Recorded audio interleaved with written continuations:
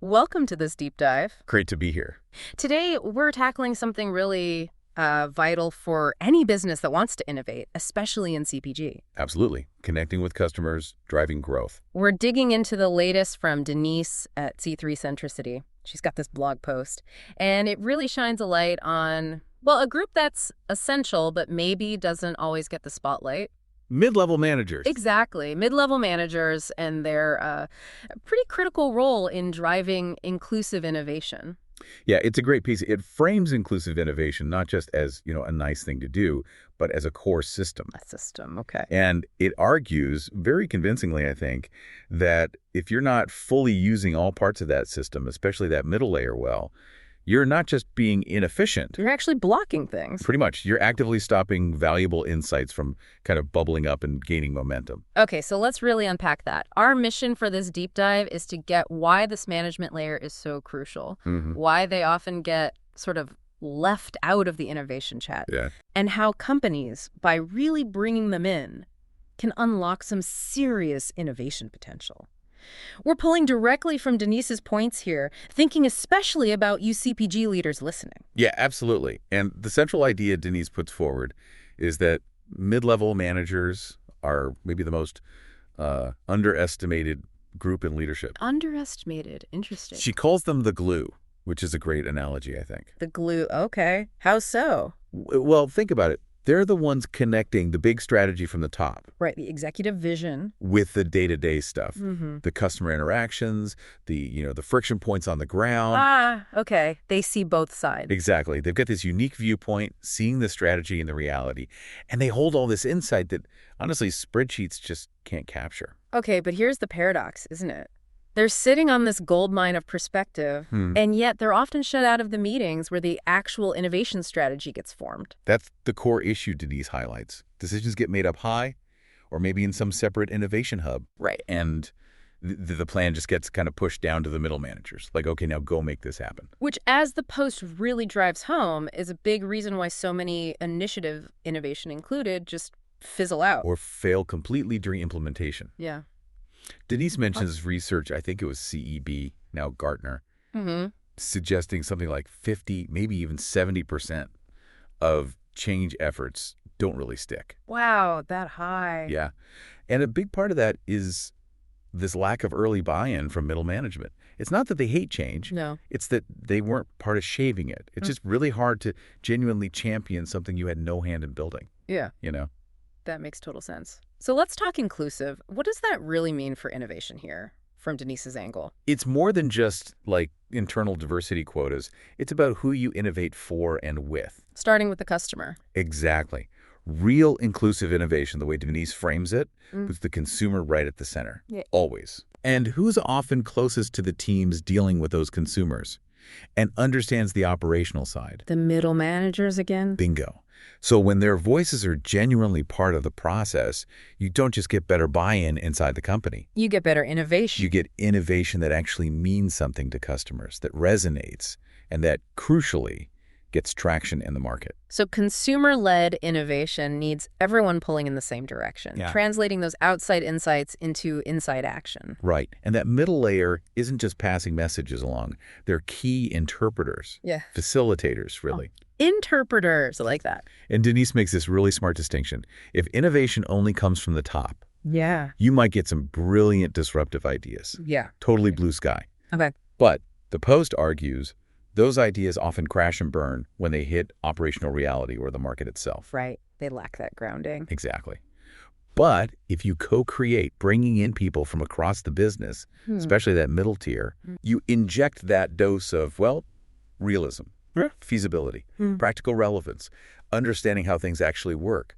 That gives ideas momentum. The Post mentions McKinsey research too, right? About diversity boosting performance. It does. But it adds this crucial layer.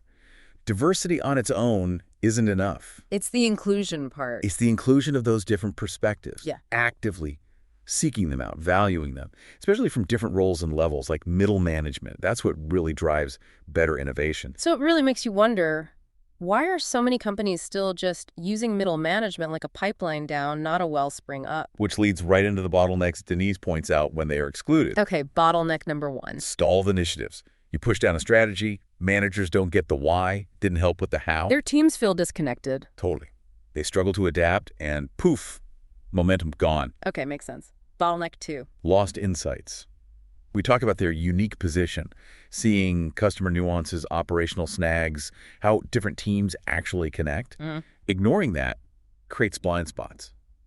Big ones, which can lead to bad strategies or failed rollouts. And the third bottleneck. Leadership drain. This one's tough. Talented middle managers, they feel unseen, unheard, not used to their potential. They check out. They get disengaged, and eventually, they leave. And it's often not malicious, Denise suggests. It's usually systemic, a structural thing. But when they go, they take that crucial knowledge with them. Exactly. Institutional memory, experience. It weakens the whole system, hurts innovation, strains everyone left. Okay, so if these are the problems, these structural issues, how do we fix it? How do we build that inclusive innovation Denise talks about? Where do we start? Well, step one is a mindset shift, right at the top. Believing insights aren't just for executives or focus groups. Precisely. Genuinely believing that valuable ideas live at every level, and maybe most critically, with the people translating strategy into reality day to day. Seeing them as insight engines, not just implementers. Yes, that's the core shift. Okay, mindset first. Then what? Structures. Definitely. Tangible changes. The post suggests things like, co-creation workshops that deliberately include mid-level people. Not just token representation. No, active involvement. Maybe innovation councils with cross-level members, even changing performance metrics to reward collaboration across levels, not just hitting targets within your silo. And culturally, how do you make it stick? You reinforce it. Yeah. You celebrate the wins where middle leaders played a key role in innovation. Shine a light on them. Yeah. Invest in developing their ability to influence across the organization, not just manage down. Make the leaders who enable this kind of ground-up innovation visible. And Denise stresses this isn't just like soft stuff. It helps the bottom line and makes work better for people. Absolutely. Better business, better place to work, win-win. So for you listening, maybe you're a mid-level manager yourself and this sounds familiar, this disconnect, the post really offers this view. You're not just passing info along. You are a catalyst. Potentially. Yeah, your influence bridges the gap. Right. And maybe you don't have to wait for the official invite, Your perspective matters. Inclusive innovation actually needs your voice. And if you're leading a team or a whole business, the question this deep dive raises isn't just how do we get more ideas? It's how do I find and remove those invisible blockers in my system? The structural things, the cultural barriers stopping innovation. Exactly. The things preventing it from really taking root and flourishing. And that really begins by investing in your mid-level leaders, creating that space, that expectation for them to bring their full selves, their insights, their influence. Yeah. And look, this deep dive is just scratching the surface, really. There's more out there. For sure. Denise at C3 Centricity has a lot more ideas, resources, all focused on reigniting momentum for careers, for companies, through insight, innovation, inclusive leadership. Great. She encourages leaders to think about how they can own their leadership, elevate their impact, that kind of thing. And you can find more on all this, including resources like that Letters webinar that Post mentions over at c3centricity.com. Yeah, lots to explore there about building this kind of leadership. And for anyone feeling like they really want to, gain momentum right now. Denise also offers that free business makeover session. You can find details on the site for that too. Definitely worth checking out, c3centricity.com. So, as we wrap up, here's that final thought for you to mull over. Okay. If you lead a business, are you actively removing those invisible blockers? Are you genuinely making space for your mid-level leaders to bring their full insight and influence to the table? Something to think about.